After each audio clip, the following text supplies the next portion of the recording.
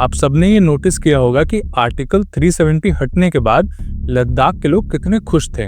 उन्होंने बहुत अच्छे से इस चीज़ को सपोर्ट किया था। लेकिन धीरे धीरे हम क्या देखते हैं कि 2021 आते आते लद्दाख के लोग खुद प्रोटेस्ट करने लगे अपने कुछ डिमांड्स को लेकर।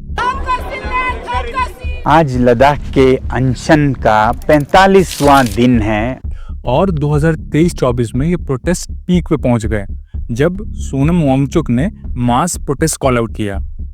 हम सबको शायद याद है वो लद्दाख के हार्श क्लाइमेट जब लोग झुंड बनाकर प्रोटेस्ट कर रहे थे।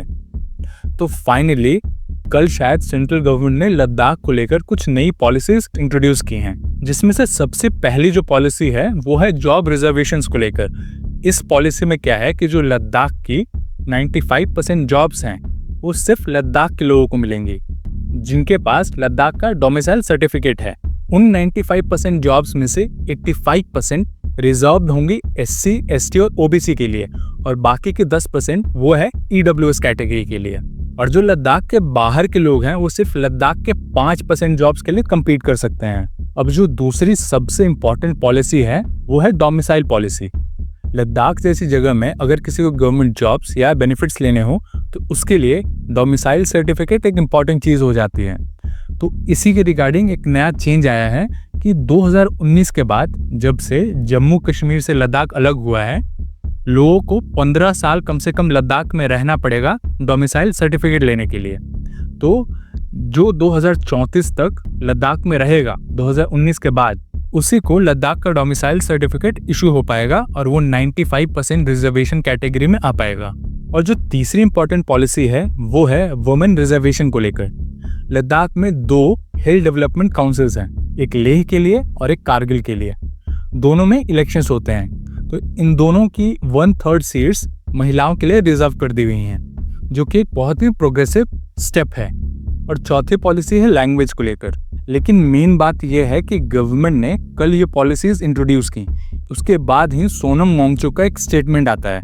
उन्होंने बोला कि जो पॉलिसीज गवर्नमेंट ने इंट्रोड्यूस की हैं वो उनकी डिमांड लिस्ट में सबसे लीस्ट प्रायोरिटी में थी। जो उनके असली डिमांड्स थे उनको सरकार ने सुने तक नहीं। उनके डिमांड्स क्या थे और सरकार ने कौन सी डिमांड्स उनकी पूरी नहीं की, इस चीज़ को समझने के लिए हमें ये टाइमलाइन अच्छे से समझना पड़ेगा। 2019 में क्या होता है, एब्रोगेशन ऑफ आर्टिकल 370, जिससे लद्दाख और जम्मू कश्मीर को बाइफरकेट करके 2 यूनियन टेरिटरीज बना दी जाती हैं। इस स्टेप से लद्दाख बहुत खुश होता है क्योंकि पिछले 70 सालों से 2019 से पहले लद्दाख के लोगों को ऐसा लगता था कि लद्दाख जो कि इतना बड़ा एरिया है उसको इग्नोर किया जा रहा है। जो भी जम्मू कश्मीर में फंड आते थे, पहले जब जम्मू एंड कश्मीर और लद्दाख यूनाइटेड थे तो majority of the fund Jammu Kashmir में खर्च होते थे और लद्दाख को उसका बहुत छोटा पोर्शन मिलता था।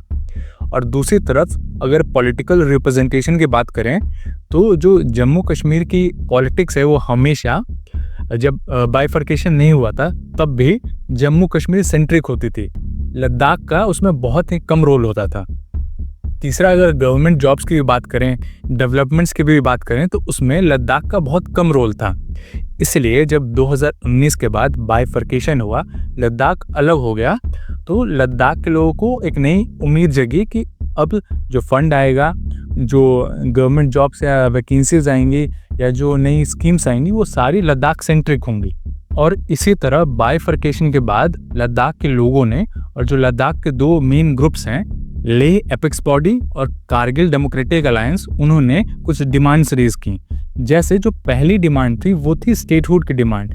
लद्दाख के लोगों को भी एक जो नॉर्मल स्टेट जैसे फंक्शन करता है वैसा स्टेट चाहिए था, लेकिन आज भी लद्दाख यूनियन टेरिटरी है। और जो दूसरी डिमांड थी वो थी 6th शेड्यूल को लेकर। लद्दाख के लोग ये चाहते थे कि लद्दाख को 6th शेड्यूल में डाला जाए। जो तीसरी डिमांड थी वो थी पार्लियामेंट में उनका रिप्रेजेंटेशन बढ़ाने को लेकर। और जो बाकी की डिमांड्स थे जैसे डोमिसाइल और रिजर्वेशन, तो बाइफर्केशन के बाद जो लद्दाख में पॉलिटिकल ग्रुप्स थे वो इन डिमांड्स को उठाते रहे और सेंट्रल गवर्नमेंट इन डिमांड्स को टालती रही। और फिर 2023 में, जैसा कि आपको याद होगा, सोनम वांगचुक जो कि एक नोन पर्सनैलिटी हैं, वो प्रोटेस्ट पे उतर आए। Ladakh apex body, Kargil democratic alliance और लद्दाख के लोगों ने उनके इस प्रोटेस्ट को बढ़ चढ़ के सपोर्ट किया था। आपको याद होगा 2023-24 के एंड में ये जो मुद्दा था वो नेशनल इशू बन गया था। और धीरे धीरे जो सेंट्रल गवर्नमेंट है उसको भी लगा कि मैटर थोड़ा सीरियस है, तो इनसे नेगोशिएशंस करने चाहिए। तो सेंट्रल गवर्नमेंट ने फेज वाइज ग्रुप्स बना के इनसे नेगोशिएशन शुरू किए। एक तरफ नेगोशिएशन चल रहे थे और दूसरी तरफ जो प्रोटेस्ट था वो धीरे धीरे फिजल आउट हो रहा था। और जैसे ही प्रोटेस्ट खत्म हुए, नेगोशिएशंस भी खत्म हो गए।